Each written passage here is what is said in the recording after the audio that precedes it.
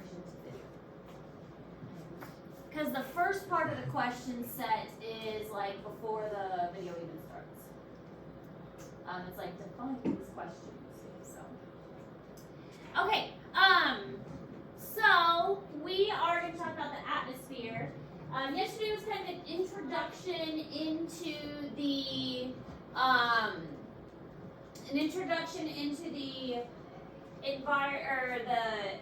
weather patterns as a whole, and today we're going to expand on that and talk about the atmosphere in general. Now, the atmosphere can be divided into different levels, and each level, of course, has a name because scientists name everything. It's like they can't help themselves. They've got to give a name to every single thing that's out there. So, troposphere, stratosphere, mesosphere, thermosphere, and exosphere. So, troposphere is the lowest, exosphere is the highest. So, closest to the Earth is the troposphere, and then exosphere is outer space, pretty much. So, starting closest and then going highest, tropo, stratus, meso, thermo, and then exosphere. We're going to talk about each one kind of individually. It's like they can't help themselves. They've got to name every single thing. And then sometimes they decide to give them multiple names.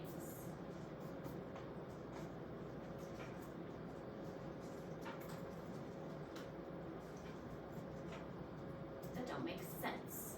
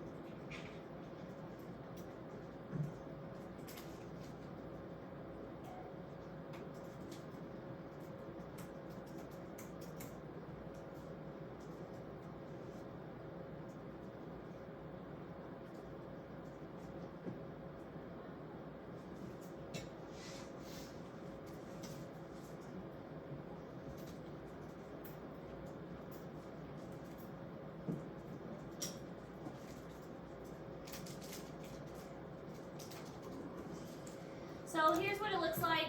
This is in Google Classroom. The exosphere is outer space. Underneath that's the thermosphere. Mesosphere is kind of entering the atmosphere. Stratosphere, and then troposphere. Troposphere is where most of the weather takes place and the planes fly and things like that. This one gives kind of a good picture of like what you would find in each of these. So, spaceships, satellites, and then meteors, and like weather balloons would be in this one, and then planes and stuff in the troposphere. Just kind of another visual of what that would look like. The closer to Earth and then further out as you get further out. So, as far as temperature relates to all of this as well, the further out into space that you get, obviously the colder it's going to get. And the closer to the surface, because of that ozone layer we talked about yesterday, the warmer that the sunlight is trapped closer to the surface. without that ozone layer that would trap the heat, then the Earth itself would be quite cold too. And when we learn about the planets, we'll see that many of the planets that are further away don't have a thick atmosphere, so they are quite cold. Now, there are two ways to measure temperature, Fahrenheit and Celsius. We are the weird country that uses Fahrenheit. Pretty much everywhere else uses Celsius. But a temperature of 0 on Fahrenheit scale is the temperature of a mixture of equal parts ice, water, and salt. How would anyone know what temperature? Like, how would you measure? It would just, the ice would melt. Celsius actually makes a whole lot more sense. Freezing point, and that's why most of the world uses Celsius. Freezing point is 0 on Celsius, and boiling point is 100. And so that's, they're using the water as a scale for Celsius. And it makes a lot more sense. When water freezes, that's 0. When water boils, that's 100. And that's why most of the world uses Celsius. We're the only weird ones that use Fahrenheit. And so for us, Fahrenheit water freezes at 32. And I don't even know what water boils at for Fahrenheit. 140, 112, 144. Is that what it is? Fahrenheit? I know it's freezing because I always pay attention to, my car's gonna freeze over at this temperature. But, yeah, it's something crazy. It's 220, that's why I think 212 is boiling for Fahrenheit. yeah. See, crazy. We use Celsius, it makes more sense. Boiling at 100, freezing at 0. Celsius makes sense. I don't know why we use Fahrenheit. Everybody else uses Celsius. Just like inches doesn't make sense. The rest of the world uses centimeters and meters. But no, we have to use inches because we're weird. But anyways, then there's also something called Kelvin. Kelvin is more of a science-y way of measuring temperature.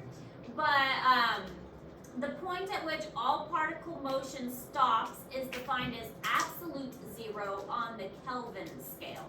So Kelvin is more of a science-y way of measuring temperature. And that one isn't really used that often. For a lot of science stuff like you would do in a lab, they use Celsius too.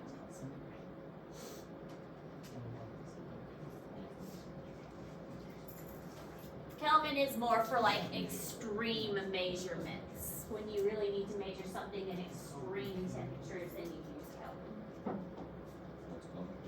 Imperial system. That's your standard system. It's called the imperial system.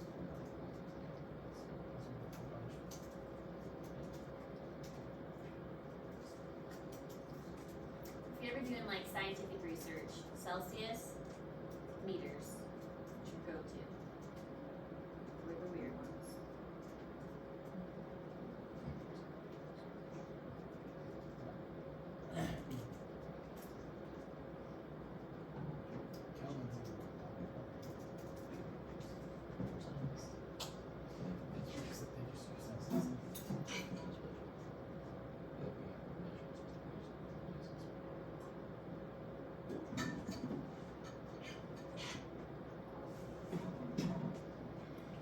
So this kind of shows how it all works. I mean, we've got Kelvin, Celsius, and Fahrenheit, and the different scales. This is in Google Classroom. Really, all I want you to know is kind of the basic differences here, and what we use versus what the rest of the world uses. You wouldn't need to understand the thermometers really, but it's interesting. Kelvin is literally just like isn't Kelvin just like add 200 something to Celsius? Mhm. That's literally it. Yeah, Or something. Kelvin is just much more extreme. Which is confusing. You have to add Yeah. 1.5 too. Yeah, it's 200.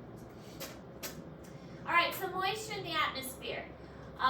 When the air is holding as much moisture as it possibly can, it's called the air is saturated. You can't hold any more. You shove as much moisture as you possibly can. The air is saturated. This doesn't happen very often, except like when it's raining. I mean, then it's got as much moisture as it can hold because it's raining. or like you're in a fog or a cloud, that's saturated air. When you step outside and you're covered in dew and mist and moisture, that's saturated. But most of the time, there's a little bit of moisture in the air. I have, what are they called? Hygrometer? No. What's it called when you can test how much moisture is in the air? I'm drawing a blank. No, there's a, like the machine that tests hygrometers. Hygrometer? I don't know. I can't remember what it's called. But this says that there is 35% moisture in our air. Which isn't much. And our temperature is 72 degrees. I was keeping it for when we had the gecko. Except, What? I don't know if that, well, I assume it's the same as everything else, is it just measures the percent that How much the moisture? air can hold? It's out of, Yes. like a, Like, this is I saying think that we it's have. 70% in this specific temperature of air. In this specific temperature. Like, since the ability to hold on to the temperature. Yes, in 72, it's 72 degrees, and this is holding 32% moisture in 72 degrees. So, which isn't much. Our air is dry, basically. That's true. Yeah. Well, and that's because in the winter time we have heaters on, and the heater typically sucks the moisture out. Even though it says warmer air holds more moisture, heaters that we use in the winter draws the moisture out. Now, in the summer, you feel that humidity, especially here in Missouri. You can step outside and we have all felt the humidity outside in Missouri. It's something that I kind of miss from Garden City. In Garden City, we didn't have humidity. You stepped outside on a 105 day and there was no humidity because we didn't have rain. It was so dry in Garden City that we never had rain. So it was hot, but we didn't have that heaviness setting on us because there was no moisture in the air. But here, you step outside on a 105 day, you are melting. Because not only do you have 105 degrees, you have 105 degrees plus moisture in the air, which makes it that much worse. It's like hard to breathe. So there's also something called the dew point, which is the temperature to which the air must be cooled to become saturated. So the dew point is like you wake up in the morning and you notice that there's dew on the grass, and that's settled out overnight. So if the temperature falls below the dew point, the condensation occurs as water vapor changes into liquid. So this is why we see this moisture in the morning, because it is cooled enough that the water has come out of the air overnight. The water was in the air during the day, but as the air cools, the water comes out of the air, and it gets on your car, gets on the grass, and that's what's called the dew point. The temperature has to cool enough that the water comes out of the air, and this is called the dew point. Does that make sense? Am I explaining that well enough? Yep, Okay. sounds good. Yeah. You're watching a game, probably. No, You I'm look not. at your computer to know. Sure you are. If I went over there and I pulled up that classroom app, I'm sure I would see you taking notes. I take notes on a Google Doc. Typing away really hard over there. But you know, you're not shouting out words like patellum, so I'll go with it. I have 85% in here. So.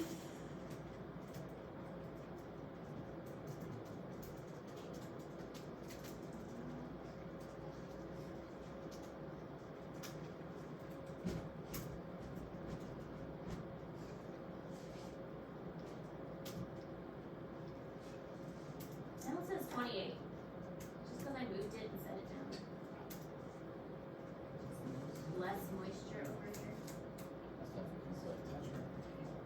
Hygrometer. I want to say hygrometer. I feel like that's not right. That's correct.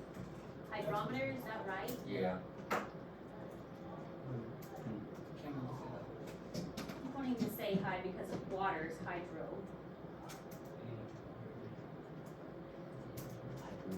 Hydrometer, maybe hydrometer, hygrometer. I didn't say hyper. Alright. That's look, that's so weird. I literally walked into it.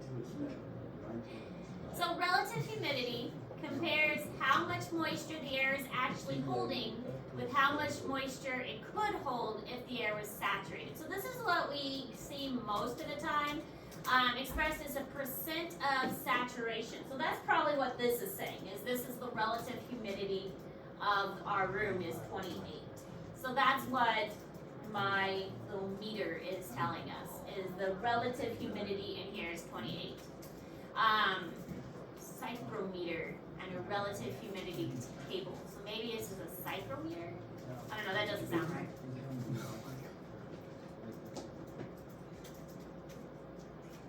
Anyway, our air is very dry. We need a humidifier.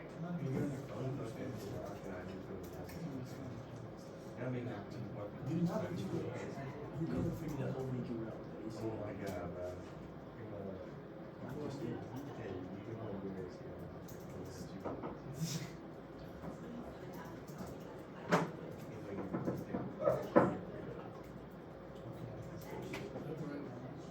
You get a hot plate with some water boiling just to put some moisture to the air. Make my own little humidifier. Ooh, I should get like some cranberries and some cinnamon and like make one of those like little, make my room smell like Christmas. Better than what it's gonna smell like later, like next week when we start dissecting. Yeah, I hate that. Won't be as bad as the shark though. The shark's always the worst. It's not bad for us though, because it's not cost our It's true. products. You guys are first or second hour, you don't have as Yeah, last year was terrible. It sounded so bad to me at the end That's of the day. true. Cause you had it at the end of the day. Yeah, we had 7,000. Whatever it is. Yeah. Yeah, it was right after 6 hours. Like all over. Yeah.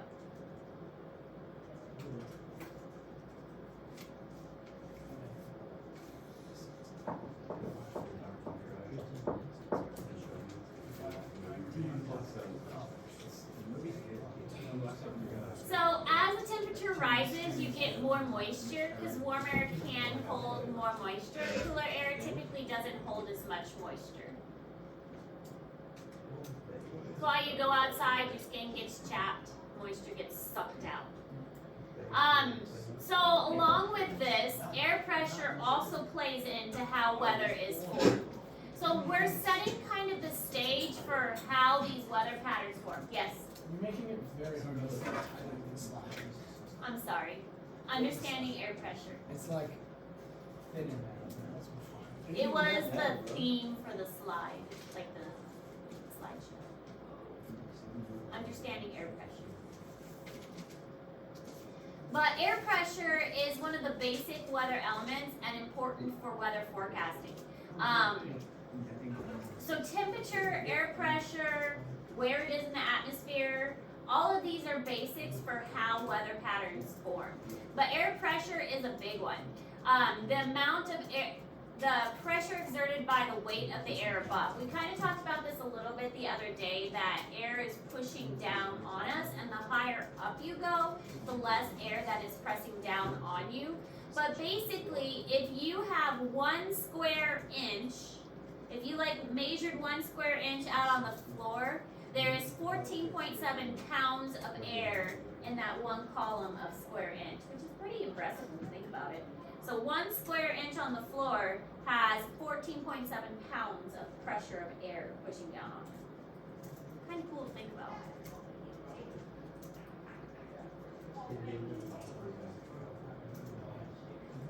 Is that at sea level?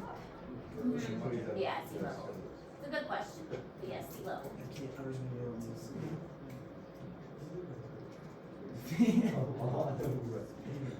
It's so bad. This is one thing ever. Like, you could just shut the way. Yeah. September 10th.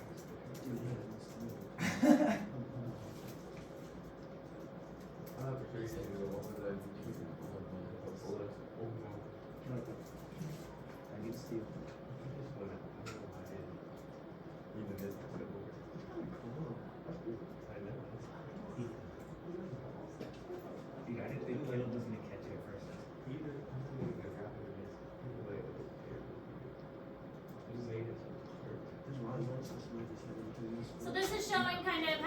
you got a person and all of this air above this person is pushing on them. So here's the air particles at sea level, as you said. All of this air is pushing down on that. Now, also what's interesting is air doesn't just push down. Air pushes all around. So we've been saying pushing down, but actually air pushes in all directions.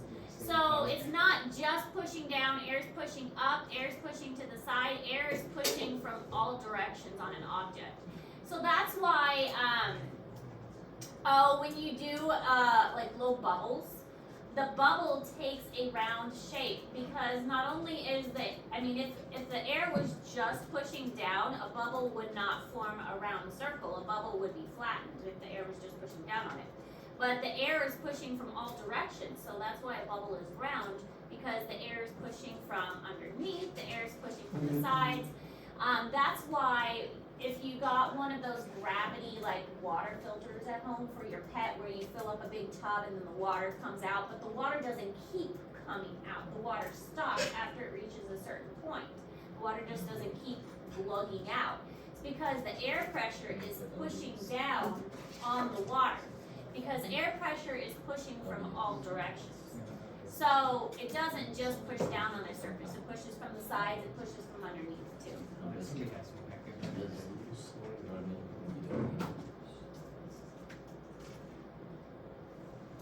Have you ever seen where they put a card underneath a cup that's filled with water and the card stays and keeps the water inside the cup? Yeah. We tried to do that last year, but I didn't have the right size cup or the right size card to make it work. I couldn't get it to work. Yes, I'll fall down. It did fall down. I didn't have the right card or the right cup.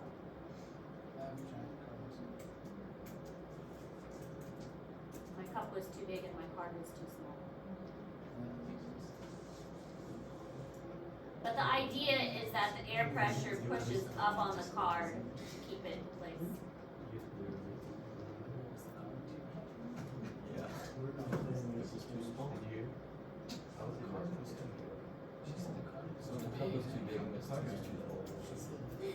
So the cup was, the cup was too big and the card didn't cover it completely. So it didn't work. Did I say it wrong? No, he heard it. I was so confused when you said that.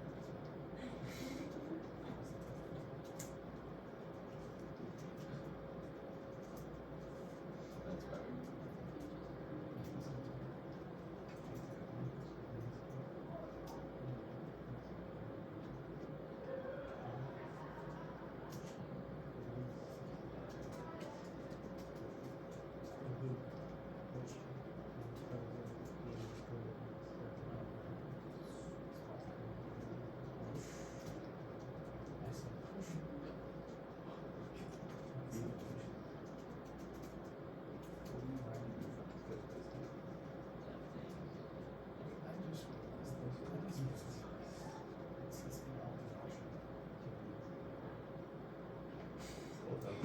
This is showing just the same thing. Lots of air particles down here, less air particles up here, more pressure, less pressure.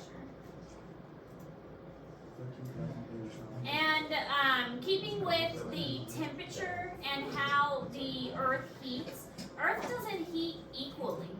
So Earth is going to heat unequally depending on how the sun strikes. We talked about that yesterday with it striking the equator very directly and the poles indirectly. So this causes pressure differences. So the heat from the sun is the ultimate source of most of the way the wind works. The way that the wind is going to blow depends on a lot of things.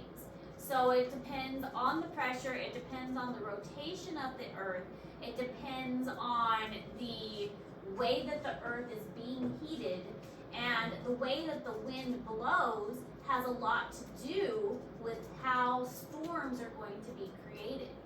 So heating the earth is going to cause, well, because we know hot air rises because it's a less dense, it's a hot air balloon if you get confused. Hot air balloons go up. So hot air rises, that's going to have an impact with storms. You have a hot area, then that hot air is gonna go up, cold area is gonna drop, and when those combine, you're gonna have hot air going up, cold air going down, and they're gonna collide. Then you're gonna have a storm forming in those areas, which we'll talk about as we get more into it. But then you add wind into that, and the rotation of the earth into that, and then all of this is going to build up, and this is what creates storms.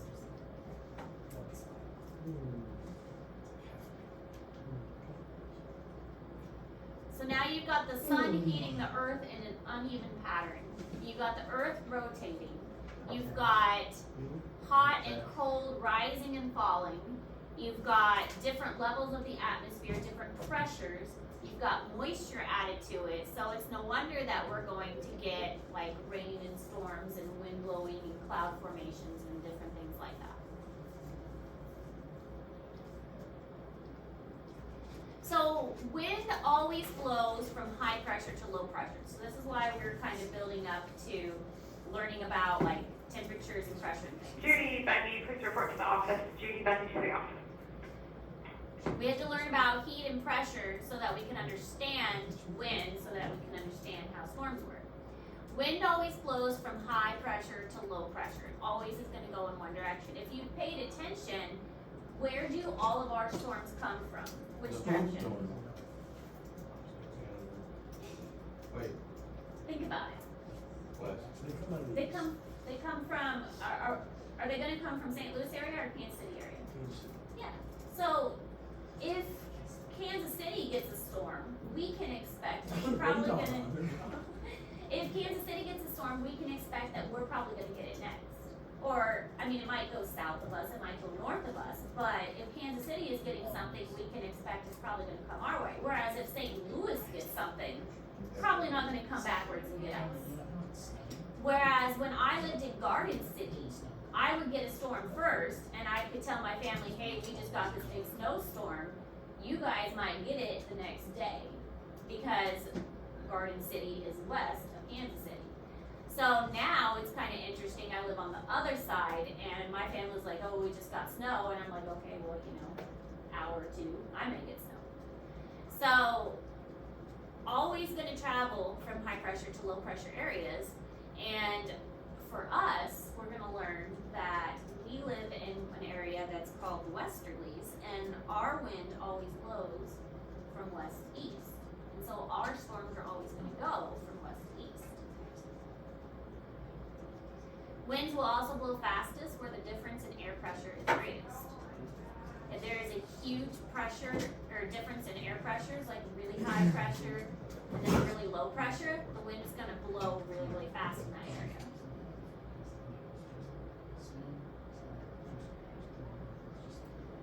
So a barometer is used for measuring air pressure. Barometers are simple to make. They put mercury, because mercury is 100% safe. Mercury's not safe. Don't play with it. It's really cool though. Mercury's really heavy, and mercury makes these fun little balls that you can like poke around. Don't play with it. Mercury poisoning is a very real thing.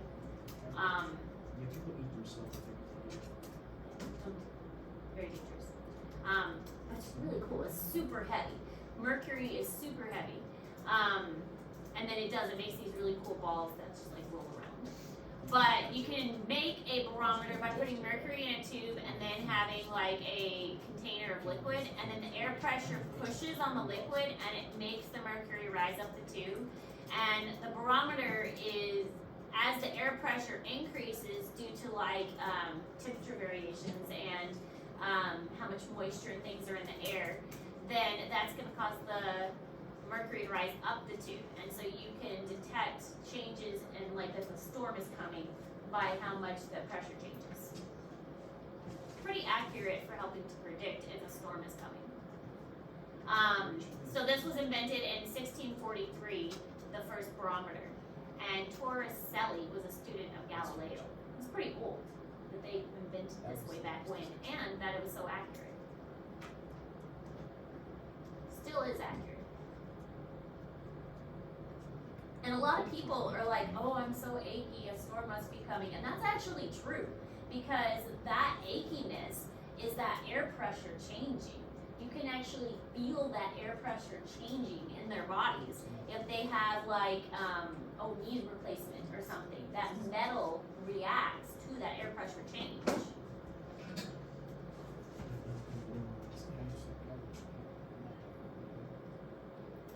So the barometer, when the air pressure increases, the mercury goes up the tube and they can, or when the air pressure decreases, the pressure decreases and the mercury goes down the tube. So it's very simple, but it's very accurate. So detecting that air pressure change can determine if a storm is coming, especially if there's dramatic changes.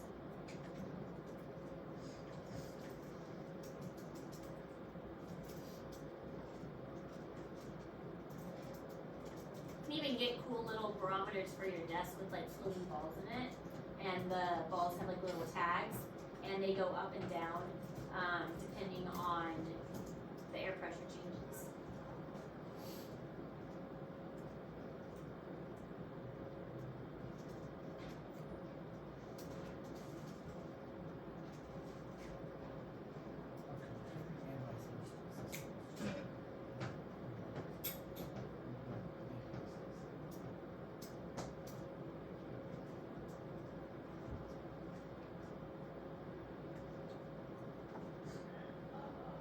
Somebody needs to start predicting a snowstorm. Okay, not really, because we only have what, one snow day left? Yeah? Yeah. We literally have. Because of the first week we missed, because of construction. First week. Yeah, like they was that and snow days. Yeah. Well, that way we didn't have to make them up though. Yeah. Still pretty goofy. Yeah. To measure the wind, you need to determine both the wind speed and the wind direction. This is called an anemometer. So an anemometer, think of like a weather vane. A weather vane is easy enough to measure direction. But then you have these little cups. These little cups catch the wind and they spin really fast, and that measures the speed. So the little cups will catch the wind and it will measure how fast it's going.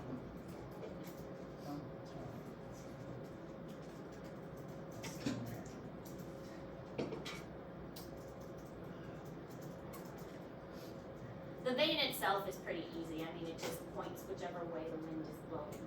But the little cups of the anemometer will determine how fast.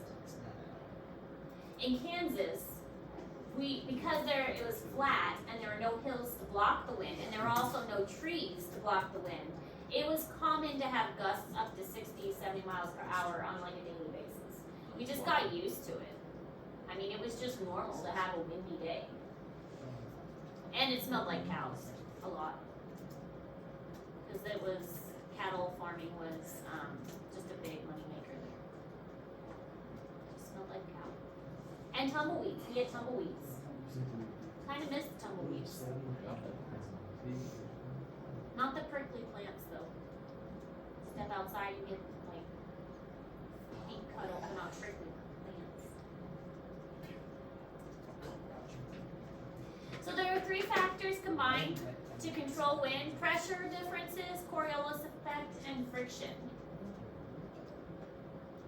So pressure differences and Coriolis effect and friction, we'll talk about the Coriolis effect a little bit, but Coriolis effect has to do with the rotation of the Earth. If the Earth didn't rotate, we wouldn't have the Coriolis effect.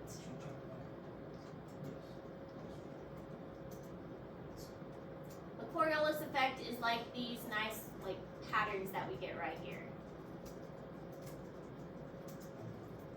These little loopies.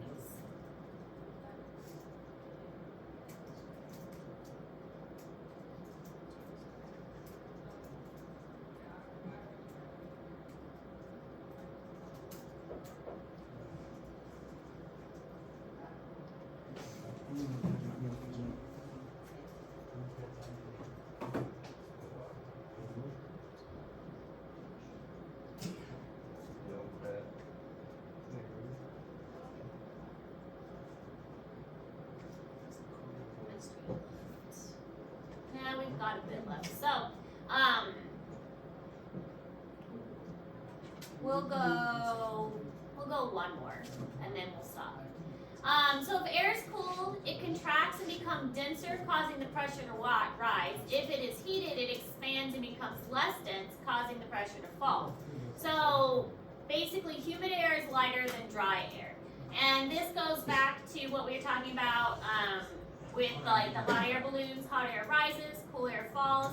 And this again is important because this will play into when we learn about storms. Hot air rises, cool air falls, and the heat and the pressure is going to cause a difference with storms as well. Such a bad. You can do it.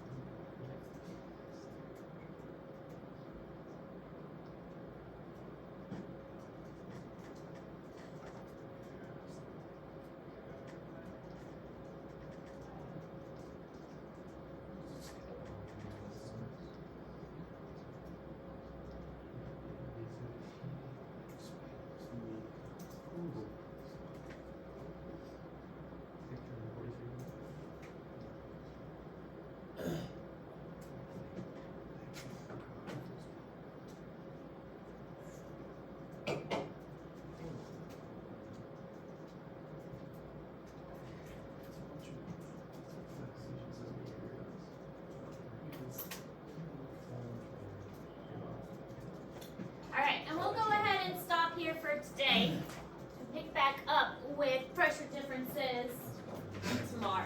Any questions? No. Okay.